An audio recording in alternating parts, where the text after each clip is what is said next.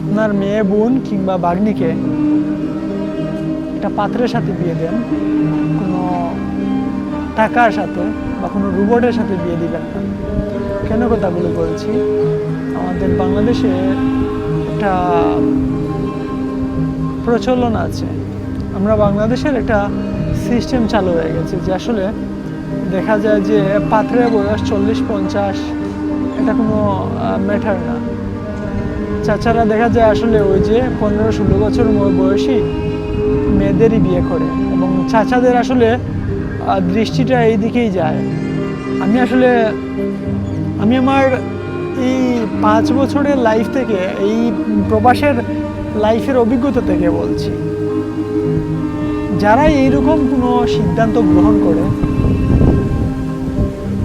আসলে পারিবারিক জীবনে এরা কখনো কখনো সুখী হতে পারে না। কেন বলছি ভাই, টাকা আসলে আপনাকে সুখ দেবে না। হ্যাঁ, দিন শেষে আপনার একটা প্রশান্তির, একটা মানসিক শান্তির প্রয়োজন আছে। যে জায়গাতে আসলে আপনি মানসিকভাবে শান্তি বোধ করবেন বা খুঁজে পাবেন, এই জায়গাটা আপনার প্রয়োজন। আপনি আপনার মেয়েকে বিয়ে দিলেন 50 বছর বয়সী একজন পুরুষের সাথে, সে ইতালিয়ান পাসপোর্ট আছে, তার ইউরোপিয়ান পাসপোর্ট আছে। আপনার মেয়ের বয়স 15-16 বছর।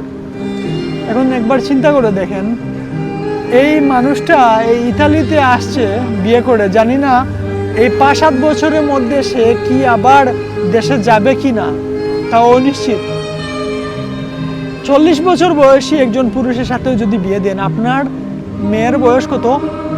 15-16, প্রায় দ্বিগুণের চেয়েও বেশি বয়সের পার্থক্য। এই মানুষটা আগামী 10-15 বছরে 2বার বা 3বার দেশে যাবে। আপনার বোন কিংবা ভাগ্নি কিংবা আপনার মেয়ের সাথে কয় মাস সে থাকবে? 2 মাস, 4 মাস, 5 মাস?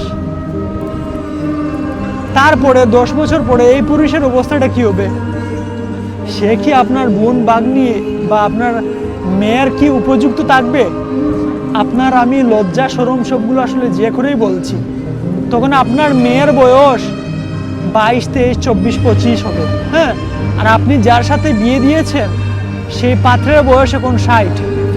এই 22-23 বছর বা 24 বছর বয়সী এই মেয়েটাকে কন্ট্রোল করার জন্য বা এই মেয়েটাকে দাম্পত্য জীবনে সুখী রাখার জন্য, এই যে 60 বছর বয়সী যে আপনি যে পাত্রটাকে সিলেক্ট করলেন, তার ইতালিয়ান পাসপোর্টধারী কিংবা ইউরোপিয়ান পাসপোর্টধারী, এই মেয়েটার কি হবে? এই মেয়েটা যদি পরবর্তীতে পরকীয়াতে আসক্ত হয়, তাহলে এই দায়ভার খেয়ে নিবে বলেন? আপনি কি বলবেন এই মেয়েটার দোষ? আপনার যখন ক্ষুধা লাগবে আপনি কি করবেন? আপনার ক্ষুধা লাগলে আসলে আপনি চুরি করবেন। চুরি না করলে আপনি দেখবেন কারো কাছ থেকে ছিনতাই করে নিয়ে আপনি খাবারটা পেটে ঢুকাতে পারেন। তো ভাই আসলে এই জিনিসটা, ওই যে আমি আসার পথে, এই রুমাতে আসার পথে আমি অনেক প্রবাসী ভাইদের দেখেছি। হ্যাঁ, অনেকের আসলে দেখা যায় যে ইতালির ডকুমেন্টস আছে, তারা বাংলাদেশে যেতে চাচ্ছে না, কারণ এখানে তারা সর্বশান্ত হয়ে গেছে ইতালিতে, অথচ তারা 10 বছর 15 বছর যাবত তারা ইতালিতে আছে। এই 10-15 বছরে কেউ আসলে ওই যে মদের বোতল হাতে নিয়ে ওইখানে ওই পার্কে ঘুমাইতেছে, রেল স্টেশনে কিংবা ওই বাস স্টেশনে তারা ঘুমাইতেছে। তাদের দাড়ি, মুখ, চুল কোন দিকে, কোনো কিছু খোঁজে না। আপনি কি করবেন? আপনি যখন ইতালি নাম শুনলেন, হ্যাঁ ছেলেটার ডকুমেন্টস আছে, আপনি এইরকম একটা পাত্রের সাথে আপনার যদি মেয়ে বোন ভাগ্নি বিয়ে দেন, যে মানুষটার ঘুমানোর জায়গা নাই, যে মানুষটা পার্কে ঘুমাইতেছে, এই মানুষটাকে আপনি আপনার 15-16-18 বছর বয়সী আপনার মেয়ের লাইফ পার্টনার বানাইলেন, এটার বদুয়া খেয়ে নেবেন বলেন? আপনি 10 বছর 15 বছর পরে আপনি মরে যাবেন, কবরে আপনি শান্তিতে থাকেন আর যাই থাকেন, কিন্তু এই মানুষটা যে পৃথিবীতে অশান্তিতে থাকবে। এই মানুষটা যদি আপনার কোনো সিদ্ধান্তর কারণে এই মানুষটা যদি এখন পরকীয়াতে আসক্ত হয়, পরবর্তীতে কোনো কিছু পাপাচারে যদি লিপ্ত হয়, এই দায়ভার কি আপনি এড়াতে পারবেন?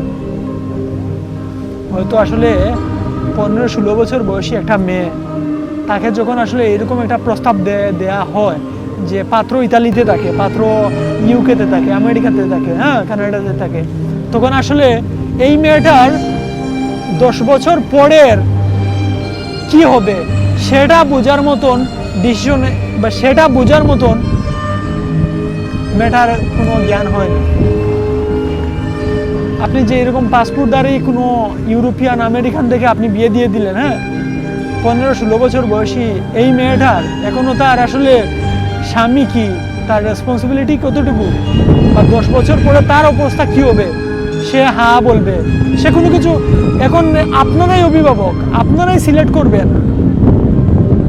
আপনারা জেনে শুনে যদি এরকম কোনো কিছু করেন আসলে কিচ্ছু করার থাকে না, কিচ্ছু করার থাকে না। সো এটাই বলি পরিশেষে, আপনি আপনার মেয়েকে টাকার সাথে বিয়ে দিয়েন না, একটা যোগ্য পাত্র দেখে। ছেলে এবং মেয়ের, পাত্র এবং পাত্রীর মধ্যে একটা বয়সের পার্থক্য থাকা উচিত, তাই বলে এটা এমন যেন না হয় যে দ্বিগুণের চেয়েও বেশি। হ্যাঁ এইরকম নিজের চোখের দেখা ভাই, এগুলো আমার এই 5 বছরের অভিজ্ঞতা থেকে বলছি। এরকম সংসার দেখা যায় পরবর্তীতে সংসারে অশান্তি, কিংবা কেউ পরকিয়া, বিভিন্ন রকম। টাকাগুলো দিয়ে কি করবে ভাই? টাকাগুলোতে কি সুখ আছে দুনিয়াতে? এগুলো আমার অভিজ্ঞতা থেকে বলছি। আমার কথা যদি কেউ কষ্ট পান আসলে আমি খুবই দুঃখিত। ভালো থাকবেন সবাই। আসসালামু আলাইকুম।